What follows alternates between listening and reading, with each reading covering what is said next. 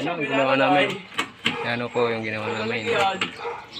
Yan yung napakaganda ng gate. Ano nga po siyala natin? Hindi na ilagay. Ayan. Hindi naman mo. Dito. Wala na tao. Kaya mukha. Parang ko na eh. Sa labas. Nasa loob. Pwede yan. Ayan po. Oh. Lagyan nyo na ng spacer para ano. Pwede yan. Isa lang naman ang lalagyan nyo eh. Siya na lang. Oh, yung gate po. Ayan o yung gate. Wala naman kaso yan. Oh, yun. Yung isa. Ang lagyan ninyo. Yung gate. Yun po yung gate. Puro ka po ang mukha. Maganda ng gate. Yung papagawa sa inyo ng gate. PM lang po. Anong laki ng inyong Idol. O yan o. kahit ako na.